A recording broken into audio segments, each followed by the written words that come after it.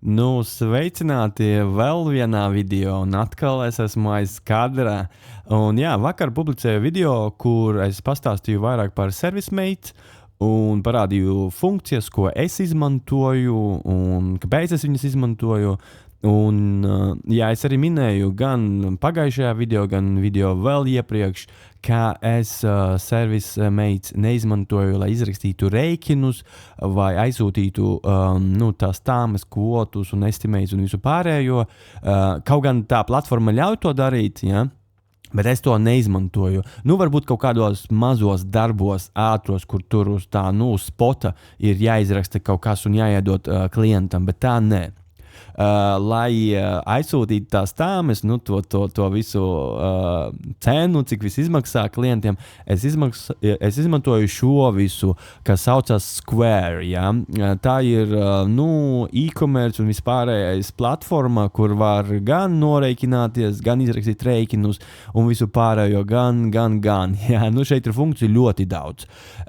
Es varbūt 90% vai 95% neizmantoju viņu. Es vienkārši izmantoju to, lai izrakstītu klientiem, neizrakstītu, bet aizsūtītu klientiem vai tos agreementus, jā, tādus mazus līgumiņus, vai arī iedodu estimatus. Es nezinu, es vienkārši esmu pieredzējis pie šīs platformas jau sen.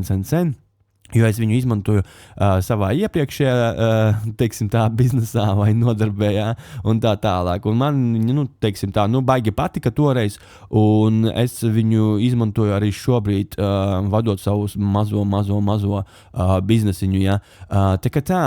Vēl, ko es izmantoju šajā visā platformā, ir, teiksim tā, mēneša maksājumus, ko klients var uztaisīt. Piemēram, man ir viens klients, kurš maksā piečuku mēnesi par servisu. Viņam ir plāns, servisa plāns uz gadu, piemēram, viņš vienkārši maksā piečuku. Tas ir man vecais vēl variants, un viņš vēl joprojām maksā viņu. Ja? Un tā, viņam tas ir izdevīgi. Tas ir tāds kā direct debits no viņa konta, tiek noņemts piečuks katru mēnesi. Man, protams, ir nomainītas šur tur cenas, ja piemēram klienti grib maksāt mēnesi, ja? Bet vairāk vai mazāk es to tā baigi nereklamēju, ka ir iespēja. Vienkārši, varbūt, kad sāc runāties ar klientu, viņš kaut ko tādu piemin, varbūt tad tu vari kaut ko minēt, bet tā nē. Jo, katru mēnesi saņemt kaut kādu naudu, tas ir forši, ja, ka tev visu laiku ienāk nauda, bet ja viņš ir maza summa, tad, tas, manuprāt, tas liekas, nē, kāpēc man tas ir vajadzīgs? Jo neaizmirstam to, ka vēl šīs platformas arī ņem savu komisijas maksu, ja, savus procentus par katru piemēram, transakciju, ja. Un arī šeit nav izņēmums. Ja viņš maksā to piečuku mēnesi, tad kaut kādus tur centus paņem arī, ne centu šajā gadījumā, jo Anglijā nav centi, bet tās piškas, paņem arī tas Square. Tā kā, tas, nezinu, man tās liekas tā baigi, neizdevīgi.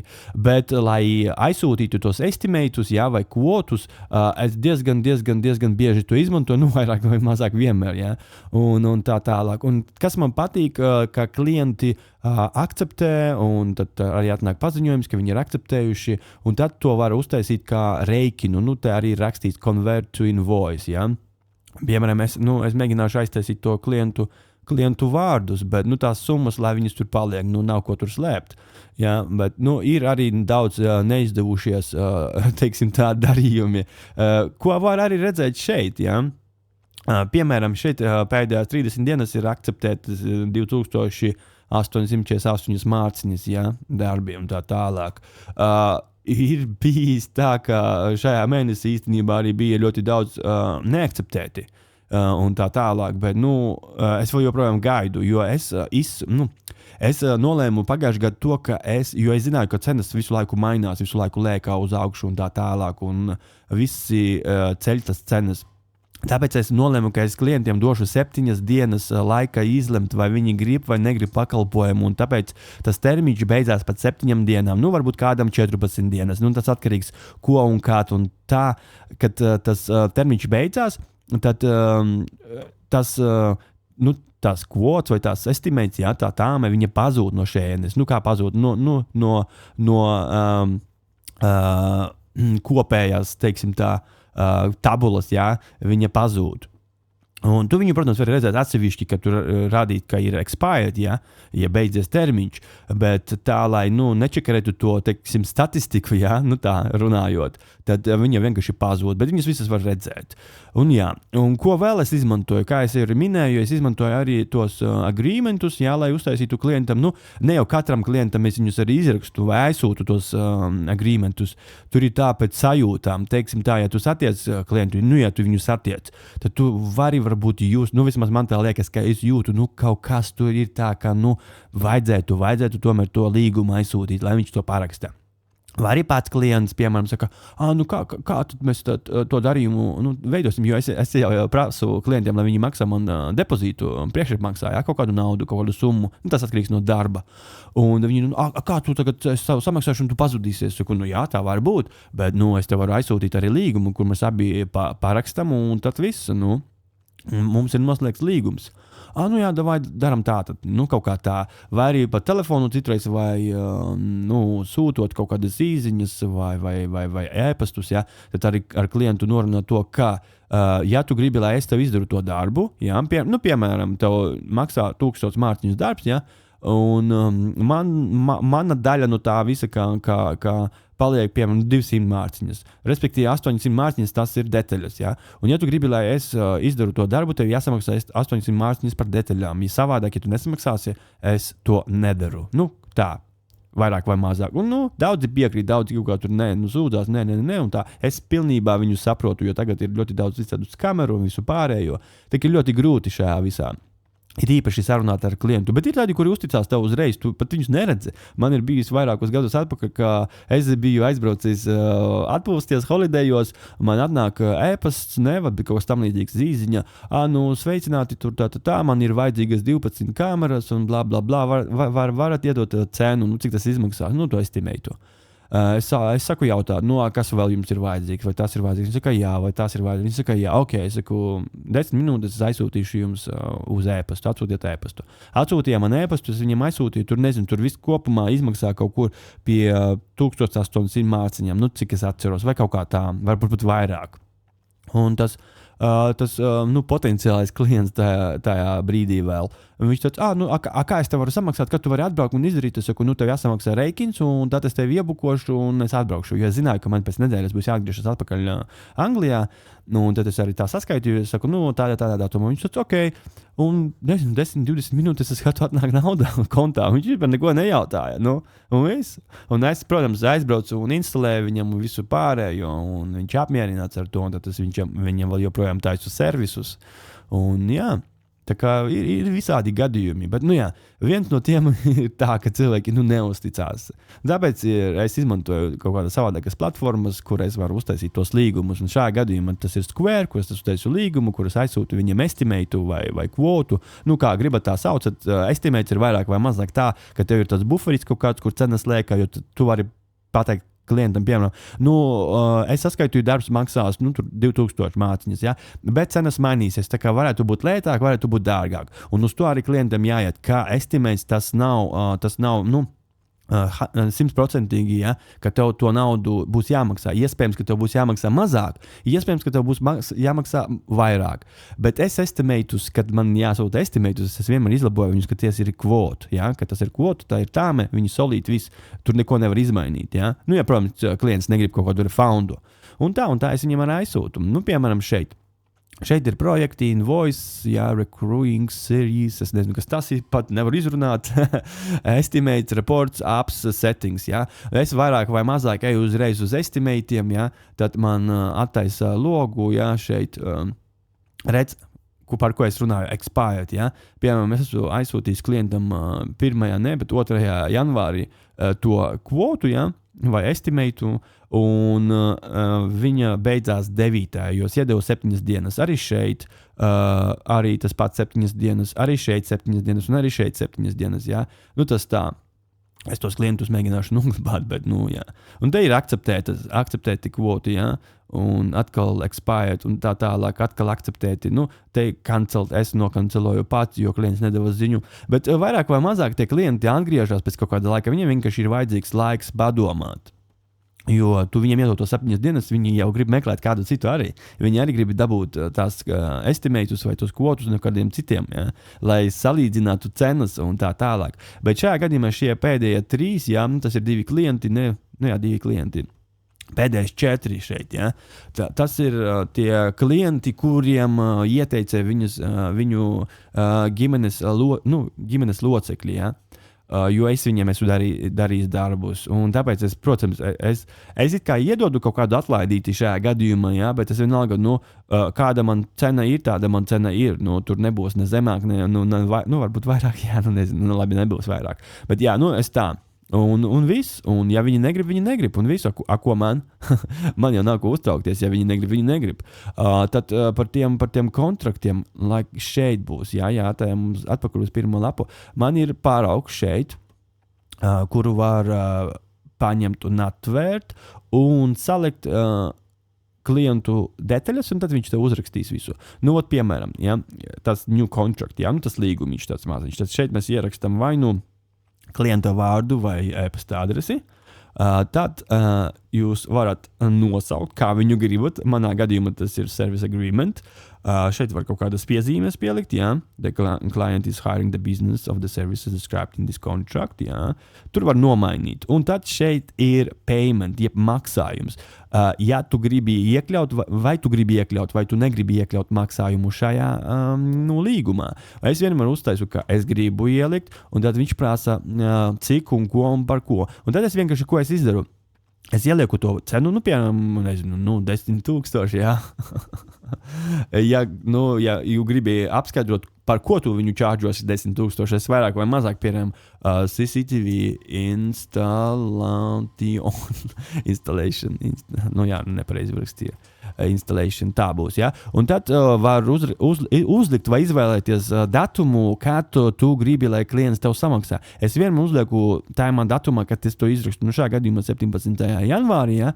Un šeit ir iespēja, vai tu gribi depozītu, vai tu gribi visu summu, ja? Ja, piemēram, tu, labi, noņemsim, to nav reāli, kaut kā man ir bijuši 10,000 kaut kāda tāma, ja? Bet, nereāli, piemēram, 1,200, ja? Un šeit, ja tu gribi depozītu, tad kad tu gribi depozītu un cik depozītu. Piemēram, es gribu depozītu 800 mārciņas, un tad izvēlamies datumu. Un, respektīvi, datumu, kad jāsamaksā pārējā summa. Tā kā depozīts 800, kas jāsamaksā šodien, un pārējais, kas paliek, pārējā summa 400 mārciņas būs jāsamaksā rīt. Un tad tu piespied save, un tā viņš arī parādās tajā līgumā. Un, protams, tu jau atrunāji iepriekš vairāk vai mazāk ar klientu, ko tu vēlies. Bet tā, diezgan daudz opciju, kā to visu uztaisīt, lai ir smuki un profesionāli.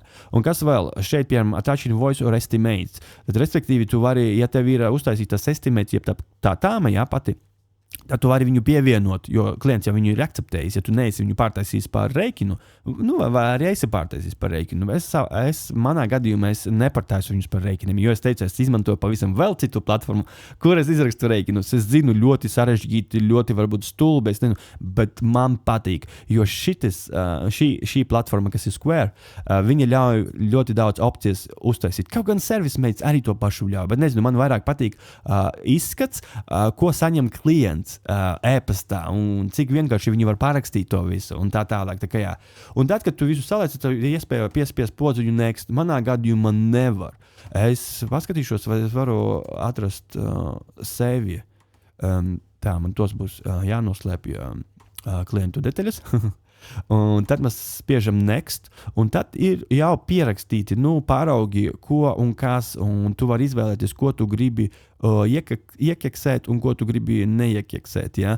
Un arī šeit par payment term un vispārējais šeit visu var izvēlēties un izdarīt. Piemēram, ko es izdaru? Piemēram, termination of contract. Es vienmēr izdaru edit, ja? Un contract ends, un ielieku iekšā, kad contract beidzās. Piemēram, es iedodu cireiz gadu. Piemēram, 17.01.2025. Ja? Un šeit, ko es izdaru, lai klienti parakstās, ka viņi ir izlasījuši, ja? Un save. Ja? Tā, respektīvi, šīs kontrakts beigsies nākošu gadu, 17. janvārī.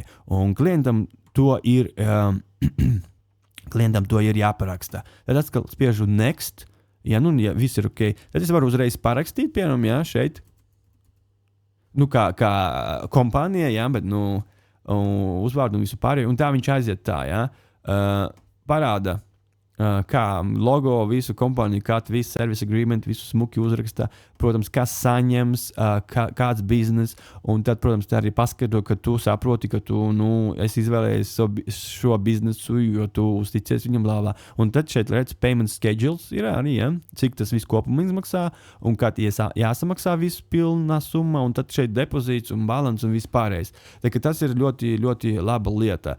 Un, protams, te viss kopumā un izskaidrots arī, kas, piemēram, es neierakstu tā vienkārši CCTV installation, ja? Es vienmēr paskaidroju, kas tiek izdarīts un tā tālāk, un, tādas summas arī, protams, tu tā nelēs, tu viņas sadali un tā tālāk. Bet, protams, ir iespēja pievienot to tāmi un visu pārējo. Un, redz, šeit ir par garantiju, tad viņam jāparakstā šeit klientam.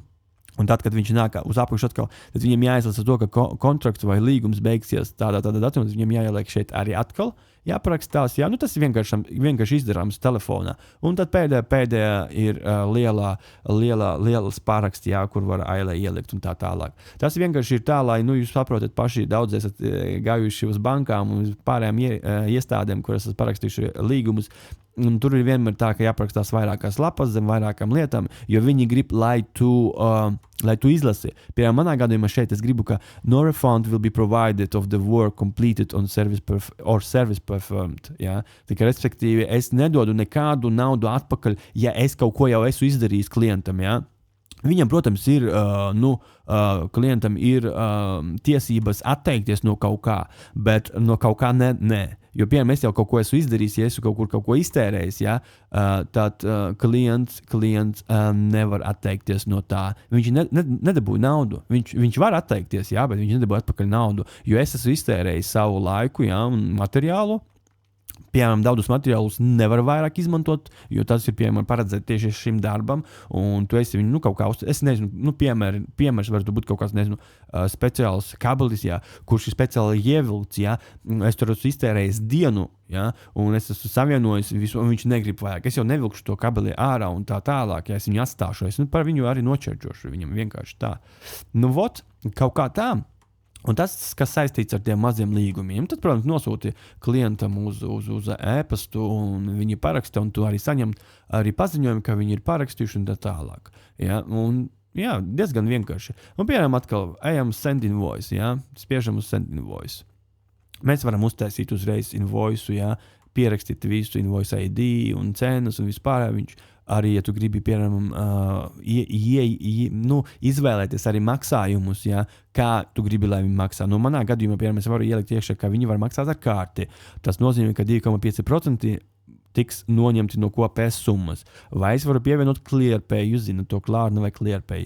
Es piedāvāju līdz 1000 mārciņiem arī ClearPay, tas ir 4 maksājumi, ja, pēc 2 nedēļām. Tad viņi no manis noņem 6% plus 30 piškas, jā, par to. Un, jā, vai arī, ja viņi ir izvēlējuši gift kartu vai kaut kas ir uzdāvinājis kādu gift kartu, jo es piedāvāju arī gift kartus, piemēram, ja klienti grib nopirkt un tā tālāk. Un tad šeit arī, visādas lietas, kā, ko un kā. Un tad tu vari izvēlēties, ar ko tu gribi sūtīt to, vai ar e-pastu, vai text message, vai manuāli. Manuāli, respektīvi, tas ir tā, ka tu vienkārši iekopi linku, aizsūti klientam, vienalga, kā tu gribi to sūtīt.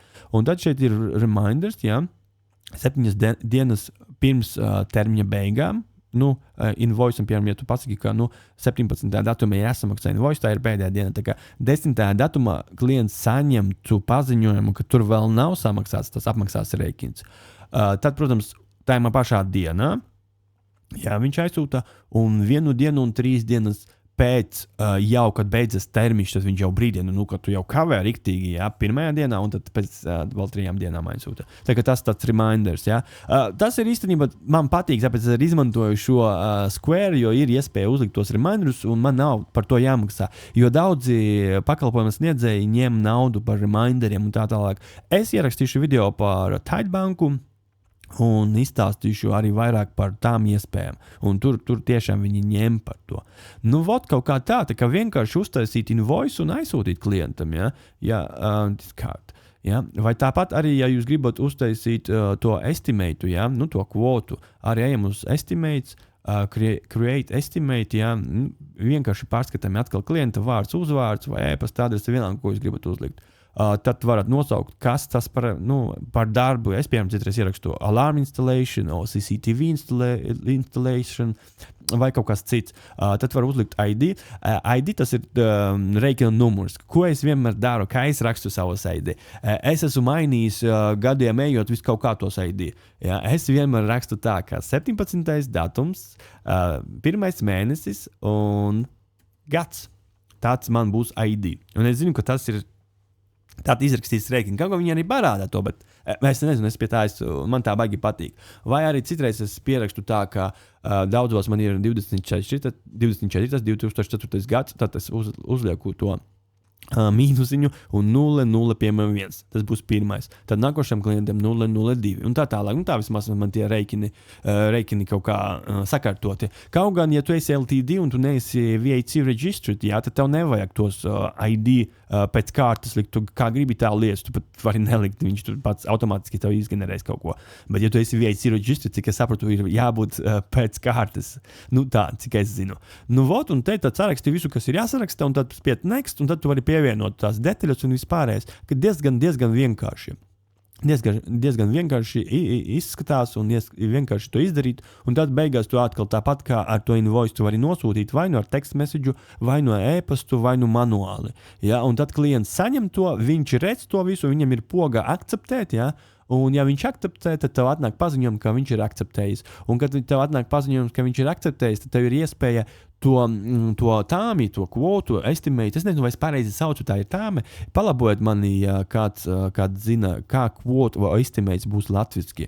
Jo es noteikti kaut ko te izdomāju pats, nezinu. Nu, palabojiet. Un tad tev ir iespēja viņu konvertēt par rēķinu un aizsūtīt rēķinu, tad viņi var nomaksāt. Un jūs jau redzēt, kā rēķinu var izsūtīt. Var vai ielikt ar debitu vai kreditkarti maksāt, vai ClearPay, ko es piedāvāju šajā gadījumā arī 4 maksājumi pēc 2 nedēļām, līdz 1000 mārciņām, vai kaut kā savādāk. Un tā.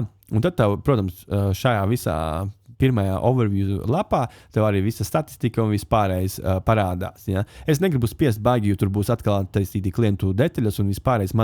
Es vakar īstenībā kaut kādu stundu liku, jo es ar mobilo telefonu editēju, un arī šis video tiks editēts ar mobilo telefonu. Un man bija īstenībā ļoti grūti ielikt to blur, ja? Tos kubiciņus, ko jūs redzējāt iepriekšējā video, kur aiztaisa klientus. Un tā tālāk. Uz datora būtu vienkārši, bet es nebiju mājās, un es datoru neņēmu līdzi, un es needitoju to. Bet, es to izdarīju uz mobilā telefona, un tāpēc tur ir kā ir. Bet es domāju, ka video sanāca ok, es izskaidroju vairāk vai mazāk, ko es izmantoju, kādas funkcijas, kas man ir noderīgas. Tāpat arī par Square šeit ir ļoti daudz funkciju, ko es vispār neizmantoju, man nav vajadzīgi. Es tikai izmantoju to, kas man ir vajadzīgi. Šajā gadījumā vai tie ir invoici, vairāk vai nē, bet estimating un kontrakti tas ir fakts.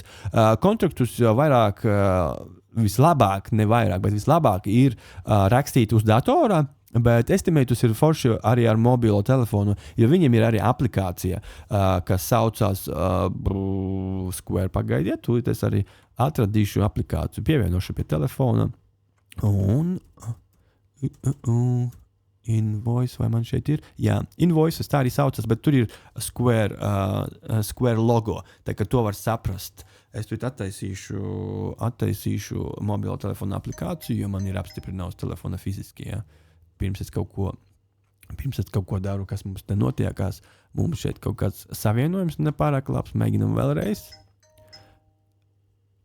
Viņš strīmo no telefona uz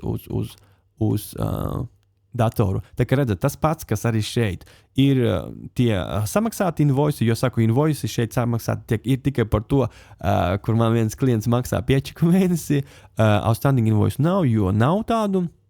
Pending estimates vairāk nav, jo visiem beidzas termiņš, un šeit ir akceptēti. Un tad ir atkal invoice estimates, projects and more podziņā, ja? Var piest more. Bet kaut kāds šodien jocīgs savienojums drusku piebremzē. Un kad uzliec more, tas ir no mobila telefona, tad atkal ir balance kontrakts, tad tu vari arī redzēt visus kontraktus. Es nespiedīšu, jo tur atkal klienti, bet var redzēt visus tos līgumus, ko tu esi aizsūtījis. Un, protams, te vairākas funkcijas, kas netiek izmantotas vienā gadījumā, tā kā atpakaļ uz, labi, šo slēdzam ārā, jo kaut kāds savienojums baigi vājš šodien. kaut kas tur piebremzē. Bet jā, tā izskatās Square. Vēl, ko es izmantoju no Square, vairāk vairs neizmantoju īstenībā, ja godīgi. Karšu maksājumu to aparātu, ja, card reader, ko es nopirku sen, un es viņu vēl joprojām izmantoju savā biznesā.